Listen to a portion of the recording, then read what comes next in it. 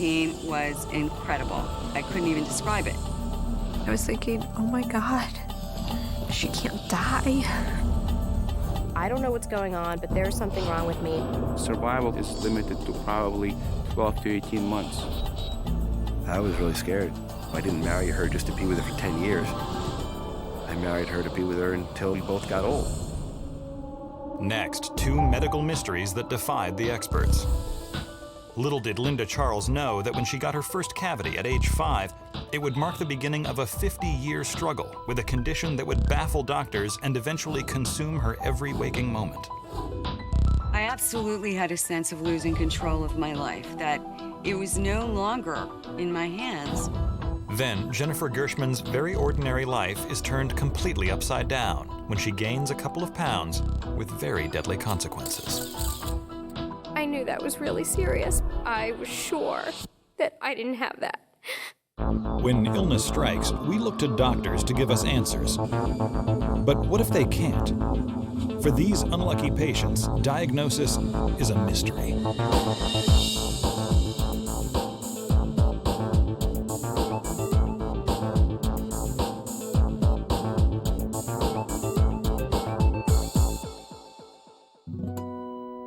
It was the summer of 1955, and Linda Charles was 5 years old.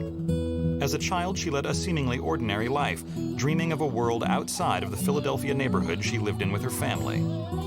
I always wanted to be, when I was a little girl, a nurse, a movie star, and in the Army. It would appear to everyone who met Linda that she was a healthy little girl, but as soon as she would smile, it was clear that something was not quite right. I had cavities and abscesses. We did everything, brushing, flossing, that the dentist said to do. But from the time I can remember, I spent an inordinate amount of time in dental chairs, getting filling after filling. By the time Linda turns 12, she has had 10 cavities filled. But while she's concerned and frustrated with her teeth, they're the last thing her parents seem to be worried about. They're too busy managing 3 children and struggling to make ends meet. I think that they were unable to respond to me in the way that I would have wished they could have. Then, when Linda enters middle school, a strange new symptom begins to emerge. Her mouth is incessantly dry, and she soon develops a very strange habit. I couldn't eat without drinking. In fact, I started dunking things. I mean, not just cookies, bread, sandwiches, soda, soup, whatever it was, because it made it easier for me to eat. I felt separate and not like the other kids. I sort of isolated myself. When I would get home, I would always have lots of library books, and I made myself happy by living through my books. During high school, Linda does her best to come out of her shell. But as she pushes herself to do more, she notices that her body is having trouble keeping up. I would have extreme joint and muscle pain. Everything was more of an effort for me to do, even gym class. So I didn't participate in a lot of things that I really wanted to because I felt so isolated, and I think it made me pretty introverted. But when the agonizing pains don't go away, Linda's mother finally takes her in to see the family doctor, just in case something is really wrong. We went to the doctor, and he said, "Don't worry about it. It's just growing pains. It'll go away when you're an adult." I think my parents were concerned, but their mindset, being from this Depression era, tough, hardy individual mentality, they sort of wanted me to tough it out and just get through it. Through the rest of her high school years, Linda does the best she can to simply grin and bear it. And when her parents announce that they are getting a divorce, concerns about her health take even more of a back seat. I didn't really see much of my father. My mother was working full-time and worried about, taking care of 3 children. Me not feeling good was never a primary issue. There wasn't time for it. I felt like no one was actually hearing me. By the time she graduates from high school in 1967, Linda has become accustomed to living with the joint pains, and soon after manages to land a full-time job as a receptionist. In the ensuing years, Linda marries the man of her dreams and soon becomes pregnant. She's excited about the prospect of being a mom, despite the toll it will take on her already fragile body. It was 1972, Jimi Hendrix, Janis Joplin, and along came my son. I named him Jared Zachary. Jared was born just about a year after my daughter Adina was born, and we were actually at that time next door neighbors. Having children as young as we were focused both of us. You started to understand that life isn't all about me anymore, ever. A couple of years after Jared is born, Linda's marriage ends in divorce. But just as she's settling into life as a single mother, an annoying new symptom begins to emerge. I was constantly going to eye doctors. I had swelling. I had foreign bodies in my eyes, like they're gritty. They thought it was allergies, and I should use these allergy drops. She diligently follows the doctor's orders, but no matter how many drops she uses, the chronic eye irritation just won't go away. And to make matters worse, she soon starts experiencing yet another symptom, bouts of chronic fatigue that make even the simplest daily tasks seem impossible.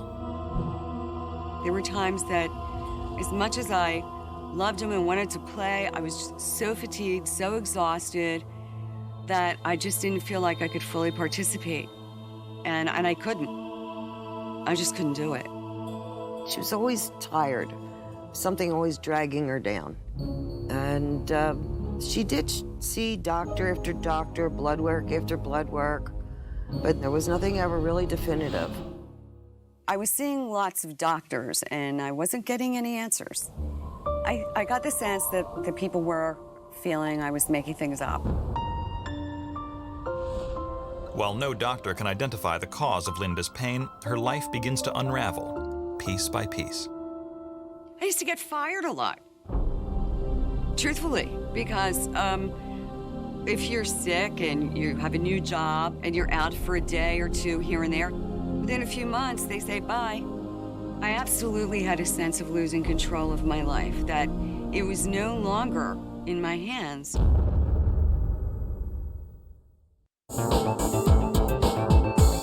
Linda Charles has hardly known a day in her life without pain. Some days her joints ache so much she can barely walk.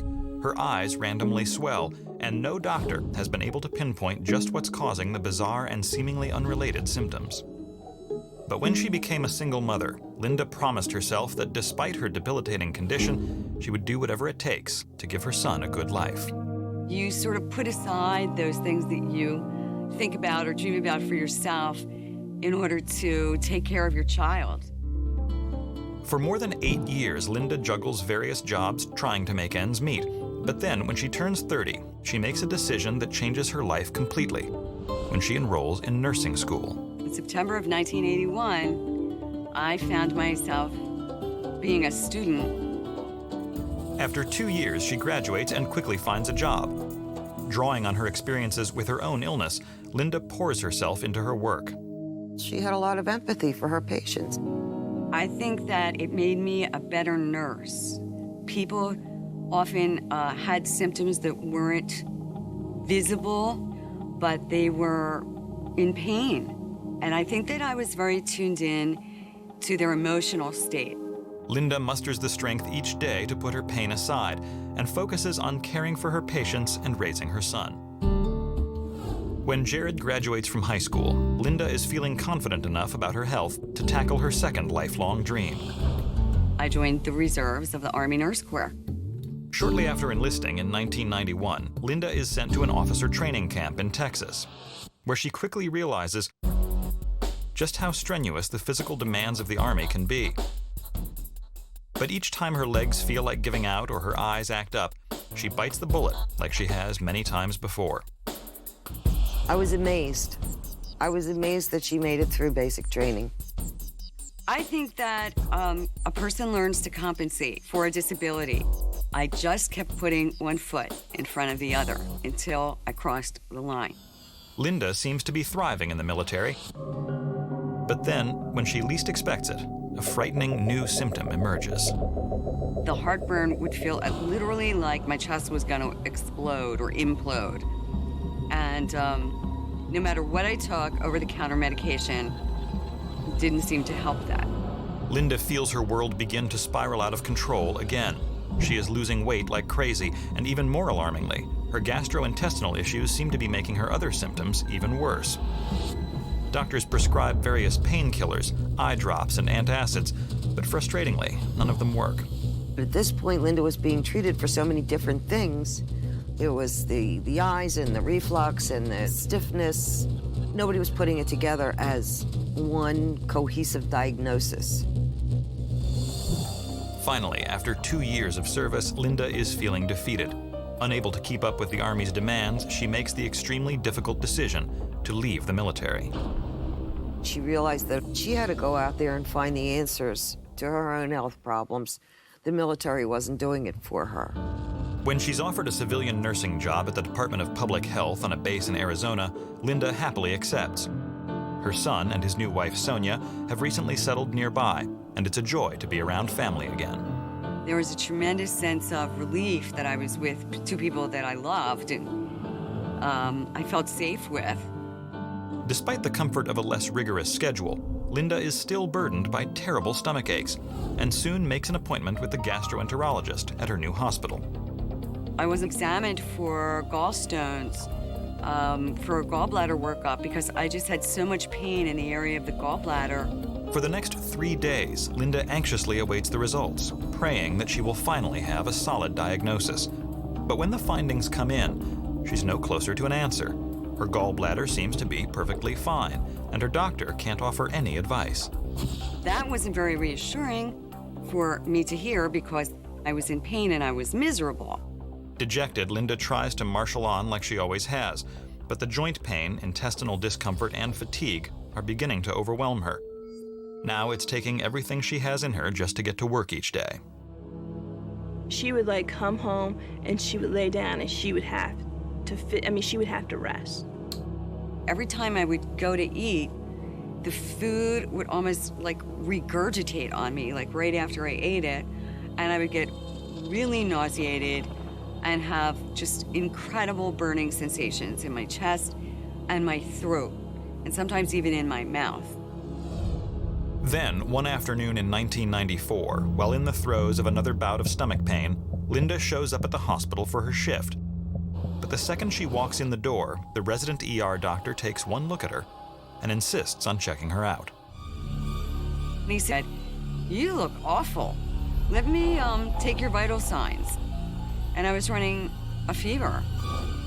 As he's examining her, Linda reminds him that just 3 weeks earlier, another doctor suspected that she had a problem with her gallbladder. The doctor immediately reviews her case history and makes a critical decision. He said, "You know what, I'm admitting you and I'm taking your gallbladder out. I know we can't find any stones, but there's something going on."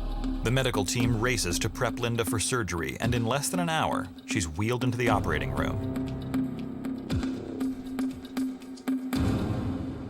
Once they've removed her gallbladder, they immediately send it to the lab, hoping to find some clue as to what's been causing Linda so much misery. 2 hours later, as Linda slowly regains consciousness, she notices that something is very different. I immediately felt better.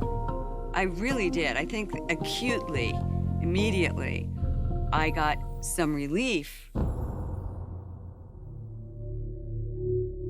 A week later, I had a post-operative visit with the surgeon.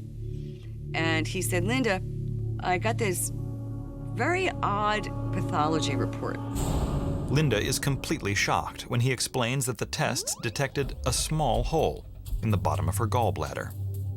He said, "Linda, it appeared to the people doing the pathology report that the bottom of your gallbladder had literally been eroded by acid, and the contents were dripping into your stomach, which was why you were sick." The doctor speculates that bile, a highly toxic acid, had been accumulating in Linda's gallbladder rather than being released into the intestines to aid in digestion. As a result, the acid eventually ate through the lining of her gallbladder, causing the bile to leak into her abdomen. This in turn triggered the searing pains she felt every time she ate. He had no idea why anything like that would happen. He had no idea why. The surgeon assures Linda that while he has no definitive answer as to the cause, he does expect that she will have a much easier time digesting food now that her gallbladder has been removed. Sure enough, Linda's stomach gives her no more trouble. Unfortunately, she continues to experience joint pain and chronically swollen eyes. Linda put up a really good front. I think she masked a lot of her pain. 3 years later, she's feeling well enough to venture out on her own again and decides to move across the country. Little does she know that this seemingly routine trip would soon turn into a living nightmare. My best friend Carol lived in Florida for over 20 years, and I'd always wanted to live in Florida. And I thought, why stop now? On my way there, driving for 3 days, my left eye started to hurt. The pain was incredible. I had never experienced that kind of pain. I couldn't even describe it. Miraculously, Linda completes the 1,200-mile trip, and as soon as she arrives, Carol takes her to an optician who immediately refers her to a corneal specialist. You know, he said to me, you have a very serious condition. You have a dendrite in your eye, and you could lose your vision in your left eye. Like a cold sore, the lesion or dendrite on Linda's cornea is caused by the herpes simplex virus. Up to 95% of the adult population has suffered from herpes simplex 1 at some point in their lives, but very rarely is the infection found in the corneas. The causes are unknown, but it is treatable. Linda is immediately put on antibiotics and told she cannot go anywhere without wearing protective glasses. Carol, at this point, was driving me everywhere. I couldn't work. The sun's out all the time in Florida, so I was becoming like a vampire where I could only go out at night. She was very, very light sensitive, to the point where we were sitting in my house one evening watching TV. She said, "Can you please turn the light out? It's bothering my eyes." So I reached up, I turned the light out. She said, "No, all the lights." And I think that was a pivotal moment for me too. I thought there is definitely something more going on here. Strangely, as her eyes begin healing, the symptoms she's become so used to living with seem to be intensifying. You could actually see her joints were swollen at times. You could tell by the way she moved that it was painful. Her eyelids were huge and very red. Slowly, this ever-optimistic, independent woman is sinking into a depression she never thought possible. I was there in Florida for 9 months, 7 of which I lived on a credit card because I wasn't working. And finally, I couldn't pay my rent. Now I am a totally disenfranchised person with no job, no money, no medical benefits, and no doctors believing that there's anything wrong with me.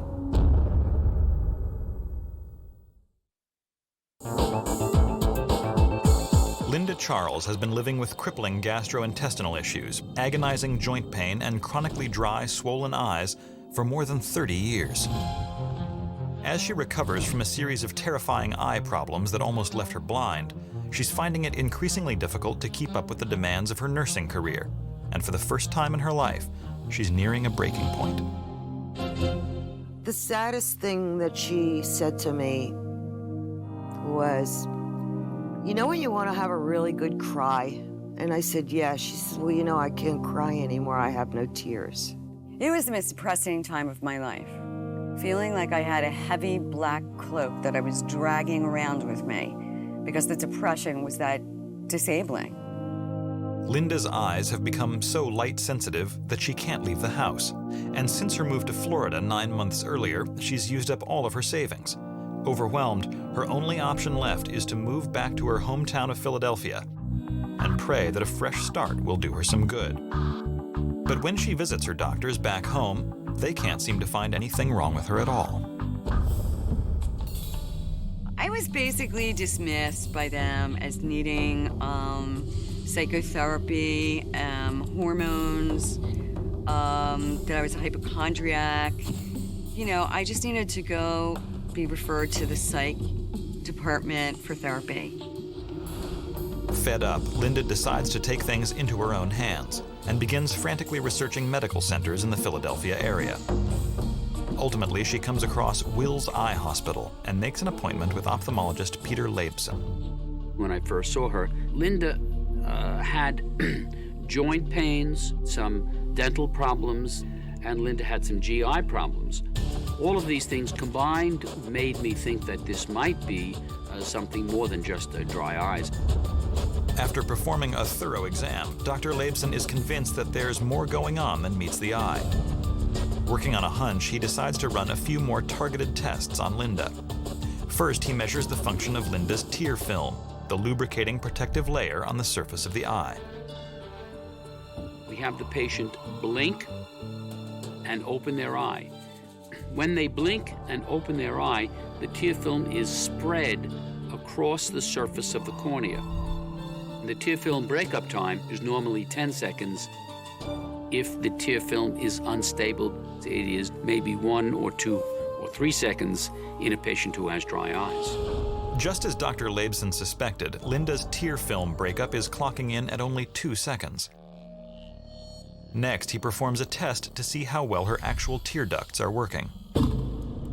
We measure the production of tears over a 5-minute period.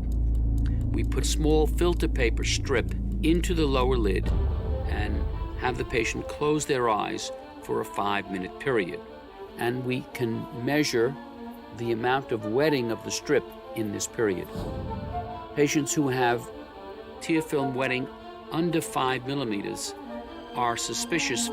Linda's strip measured, I think, 1 or 2 millimeters, and Linda's tear production was definitely abnormal. But Dr. Leibson cannot guarantee a diagnosis until Linda undergoes one more seemingly unrelated test, a lip biopsy. A lip biopsy is done by anesthetizing the area to be biopsied, and then a small snip of tissue is taken out. There are a lot of nerves right here. I can still point to that spot. It was incredibly painful. Now the only thing they can do is wait for the lab results.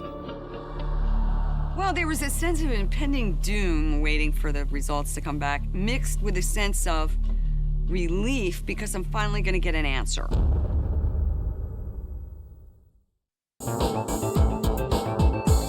Linda Charles has been battling a series of mysterious symptoms her entire life. Crippling muscle and joint pains, eye problems that have left her nearly blind, and bouts of gastrointestinal issues that were so bad she had to quit her nursing job.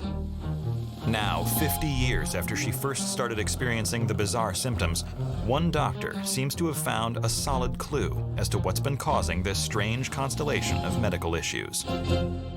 For the first time, I felt that this man was going to hear me and that maybe he had an answer. 3 weeks after the tissue sample of Linda's lip was sent off to the lab, the findings finally come in. The test results finally revealed that Linda's diagnosis was Sjogren's syndrome. Sjogren's syndrome is a chronic autoimmune disorder in which a patient's white blood cells attack the body's moisture-producing glands, such as the tear ducts and salivary glands. It can also sap other organs of moisture, including the kidneys, liver, blood vessels, and the central nervous system. In severe instances, such as Linda's, it's almost as if the body is being slowly drained of its fluids. The exact cause of Sjogren's syndrome is not known, nor is it clear exactly how it caused Linda's bizarre gastrointestinal problems. It's not clear how Linda's gallbladder problem is related to Sjogren's syndrome. In studies, about 10% of patients with Sjogren's do have GI problems. Suddenly, all of the symptoms Linda has had since she was a little girl make sense. Linda's chronic dry mouth is caused by a lack of saliva, which in healthy individuals breaks down food caught in the teeth. This protects the teeth from bacteria, which cause tooth decay. But in Linda's case, her body has such a difficult time producing saliva that she was left with a mouth full of cavities. Also, Sjogren's syndrome may cause the fluid in joints to decrease. Joint fluid acts as a vital lubricant to cushion the joint and ensure proper functioning. The same antibodies that were attacking her moisture glands were also attacking her joints, causing the bouts of extreme pain. Putting all of this together, we were able to say, Your joint pains, your dental caries, and your dry eye problem may all be related to Sjogren's syndrome, which was undiagnosed for many years. And just like that, at age 50, after a lifetime of wondering, I had an answer. And that moment was bittersweet. Because, yes, I had an answer. But what does this mean for my future? Do I even have a future? What happens now? Sjogren's is not fatal. It's just very, very, very uncomfortable. There is really no cure for the various problems related to Sjogren's. We treat the symptoms. Dr. Leibson immediately prescribes synthetic moisturizers which alleviate some of the joint pain and eye problems, as well as an immunosuppressant that should help keep Linda's immune system in check. While the treatment is by no means a cure-all, for the first time in her life, Linda begins to feel as if her body has turned a corner. I believe my symptoms are more under control. I think she's doing much better than she was before. She's just learned how to work around it. When she's feeling good, she puts everything into that time. As Linda learns more about the disorder that has plagued her throughout her entire life, she realizes just how lucky she was to have been diagnosed at all. Despite estimates that 2 million people have Sjogren's in the United States, it's often difficult to diagnose because its hallmark symptoms, dry mouth and dry eyes, are so common. Dry eyes are probably the most common disorder people have coming to a doctor's office. Ophthalmologists and the family doctors who see patients with dry eye have to think carefully that Sjogren's may be present. Today, Linda is a passionate volunteer with the Sjogren's Foundation, educating others about the disease. I've learned to join into the Sjogren's Syndrome Foundation and that could be an empowering experience. I'm not letting this disease stop me from doing anything or living my life. I'm gonna go out kicking and screaming. While Linda Charles spent more than 50 years battling one medical issue after another, Jennifer Gershman was the picture of perfect health for most of her life, until a seemingly harmless symptom left the young mother fighting for her life. In the beginning of 2006, 38-year-old Jennifer Gershman was at the top of her game. A former personal trainer, she'd committed herself to staying in great shape, even after her son Jason was born. An average day for me was waking up with Jason, getting ready for preschool, going to the gym, working out, seeing my friends, spending time with my husband. Things were great, you know? Jennifer really prides herself on being a great stay-at-home mom. But then, in the summer of that year, Jennifer begins noticing that her weight is fluctuating more than she's used to. I started gaining just a lot more water weight with each of my monthly cycles. Jen had been talking about the fact that she just felt really bloated, really blah. She didn't know why. I was gaining 5 or 6 pounds, and it was mostly in my belly, and I thought it was just because I was getting older. I was 38. It was weird, but, you know, every month I would kind of lose it. Jennifer is disturbed by the pattern she's seeing. So she starts spending more and more time at the gym, hoping to keep the scale in check. We had to look at our budget and take things out. One of the things that was kind of untouchable, kind of like Social Security, was her gym membership. You just didn't fool with that. But despite the fact that Jennifer is spending more than 10 hours a week at the gym, she just can't seem to stop the monthly weight gain. I definitely knew something was wrong when I was at the gym and a woman that I didn't know asked me if I was expecting, and I said no. The woman's comment pushes Jennifer over the edge. Now she's determined to find out once and for all what's causing the intermittent weight gain. She immediately schedules an appointment with the family doctor. At first, when she saw my ankles, she didn't seem to get too concerned or excited. Just out of curiosity, I wanted her to take some hormone tests. I had been feeling some fatigue. The doctor agrees to run a battery of blood tests, hoping that they'll identify what's triggering the monthly weight gain. But when the results come in, every single test is normal. Jennifer is relieved to hear that she's okay, but she's thrown for another loop when a disturbing new symptom suddenly emerges. A very close girlfriend was getting married in New York, so my husband and I went to New York for the wedding. And when I came back up to my hotel room and I took off my shoes, I had a clear indentation around the top of my foot. I had no definition around my ankle bones at all. By the time they return from their trip, the swelling in and around Jennifer's ankles has strangely vanished on its own. Then, just 2 weeks later, the swelling returns with a vengeance. My husband and I took Jason to a friend's house for dinner, and my girlfriend is a nurse. And when I showed her my feet, she told me that that was edema. Edema is swelling or puffiness caused by water that is trapped in the tissues of the body. It can be a warning sign of congestive heart failure or of kidney, liver, or thyroid disease. Our friend said, no, this is not normal. You need to go to your doctor and you need to get it, you need to find out what this is. For the past few months, Jennifer Gershman has been plagued by a very disturbing condition. Every month, she gains more than 5 pounds, and then, almost overnight, the weight mysteriously disappears. Now, a friend who is a nurse thinks Jennifer is suffering from edema, severe swelling caused by fluid trapped in the body's tissues. Alarmed, Jennifer visits her doctor, hoping that this time she'll be able to figure out what's causing the bizarre swelling. She kind of pushed on my legs a little bit to see if it was pitting, meaning if, you could make an indentation in the skin, and it was, and then the skin would fill up again with fluid. The doctor quickly confirms that Jennifer is suffering from edema and orders a thorough round of blood and urine tests, hoping that she'll find the clue she needs to identify the cause. And once she took the blood and urine tests, I felt like, oh, okay, once they come back, they're gonna figure this out. But when the findings come back, they're no closer to solving the case. There wasn't anything that jumped out at her, nothing, that showed any clear problem, but she did say something about my protein levels in my blood being low. I thought, well, I eat a lot of protein. That's weird. The doctor assures her that the low protein levels are really nothing to be worried about. More frustrated than ever, Jennifer walks out of the office, wondering if she'll ever have an explanation for her bizarre symptoms.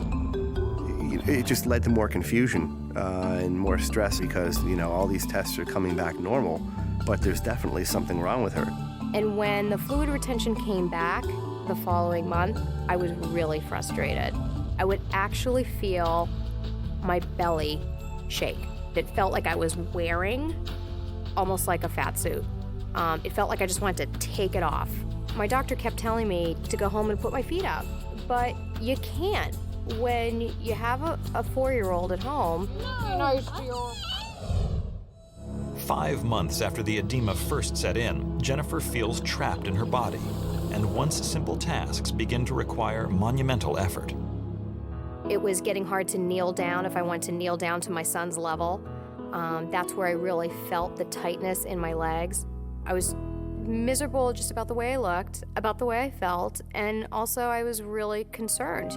Then, just when Jennifer doesn't think it can get any worse, she reaches the end of her rope. We were getting ready to go to Florida, and while I was packing, I had so much fluid retention in my legs and my ankles and my feet. I was in tears. I couldn't pack. I had to put my feet up on pillows, and I just remember calling my mother just in tears, just saying something is wrong with me and they can't find it. Jennifer does her best to grin and bear it and heads down to Florida with the family. But throughout the trip, she's beside herself. In fact, her feet are so swollen, she can't even put shoes on. On the 3rd day, Jennifer breaks down and calls her doctor back home. I told her, at this point, I'm really scared. I said, I don't know what's going on, but there's something wrong with me, and now I don't know what to do. The doctor promises her that as soon as she gets back from Florida, she'll perform a specialized test that she hasn't run yet. She said, we're gonna collect your urine over the course of 24 hours, we're gonna look at it, and we're gonna figure it out. So she was really anxious to get back and have the 24-hour urine test done immediately. As soon as they land, Stephen rushes Jennifer to the doctor's office, where she leaves a sample to be tested. But no one could have prepared them for what the findings would reveal. My doctor called me the next day, and she said, You're losing protein in your urine. Protein is supposed to stay in your blood. In a healthy individual, the kidneys process various blood proteins, which help to regulate cell function and the immune system. The fact that these essential proteins are showing up in her urine is a pretty solid indicator that her kidneys are malfunctioning. For Jennifer and her family, the news is a complete bombshell. When she told me that there was a problem with my kidneys, I wasn't happy about that. I was scared that my sister would end up on dialysis. And I thought, oh my God. Her primary care physician immediately refers Jennifer to kidney specialist Dr. Andrei Kuznetsov. While I was telling Dr. Kuznetsov all of my symptoms, he just listened, tried to explain to me in layman's terms what was going on with my kidneys. Well, normally people have very, very tiny amounts of protein in the urine, under 30 milligrams that one can excrete per day. She had more like 6,000. Every 24 hours, the kidneys perform a life-sustaining job of filtering and returning about 200 quarts of fluid. About 198 of those quarts are recycled back into the body, and about 2 quarts are removed from the body in the form of urine. Dr. Kuznetsov goes on to explain that the extreme edema Jennifer has been living with is also a clear sign of a problem with her kidneys. When the kidneys are damaged, they can't get rid of the body's extra salt and water, forcing the fluids in the kidneys to go somewhere else in the body. There was a quite significant amount of swelling, and she had gained probably 10 pounds of weight, which was all pretty much fluid weight. All of Jennifer's symptoms point to one very clear and terrifying conclusion. Most of the time, we deal with decreased kidney function, but in her case, it was a constellation of clinical findings consistent with what's called nephrotic syndrome. Nephrotic syndrome is a disorder in which the kidneys have somehow been damaged. It's an extremely rare condition affecting approximately 2 in every 10,000 individuals. But nephrotic syndrome is itself only a symptom, indicating a much larger and serious problem with the kidneys. I asked him, do I have nephrotic syndrome? And he said, you do. We need to find out why.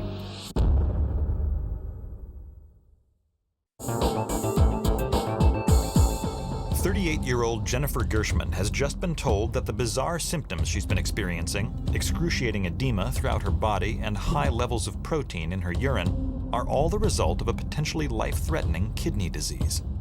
I was really scared. I just couldn't understand how, out of the blue, being an active person, someone who exercised, someone who was conscious about my diet, could possibly have a kidney problem. While Dr. Kuznetsov has a solid hunch about what's causing her kidneys to shut down, it's imperative that he perform a kidney biopsy right away to confirm his suspicions. I was nervous that he was going to find something wrong with my kidneys, and I had no idea what that entailed. 6 months after her first symptom emerged, Jennifer is admitted to the hospital, where a small piece of her kidney is carefully extracted and immediately sent away for testing. Dr. Kuznetsov includes a request that the lab perform a highly specialized tissue test. We asked the pathology to specifically look at a special stain called Congo Red. If the disorder that Dr. Kuznetsov suspects Jennifer has is present, the kidney sample will be filled with fluorescent green dots once the Congo Red stain is applied. The Gershmans spend the next week anxiously waiting for the biopsy results.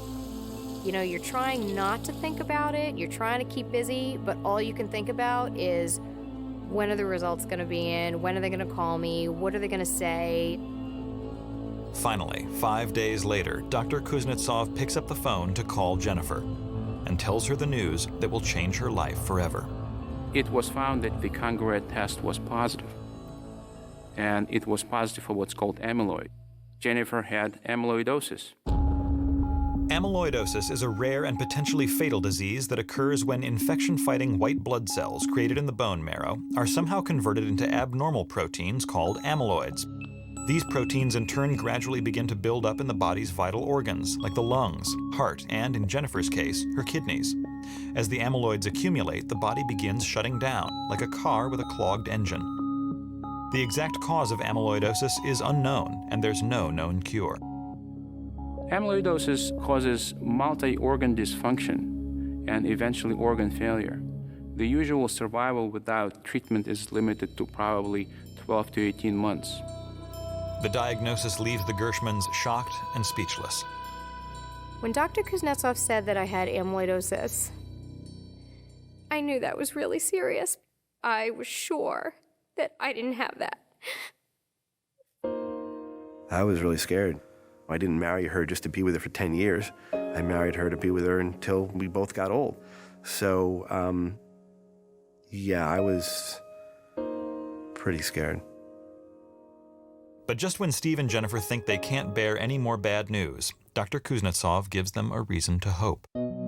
Thanks to Jennifer's persistence, the amyloidosis has been diagnosed early enough that it hasn't spread to any other organs. Like cancer, amyloidosis is uncurable, but Dr. Kuznetsov suggests a new treatment that just might put Jennifer into remission. The best treatment to date is high-dose chemotherapy directed at killing those white blood cells that are abnormal.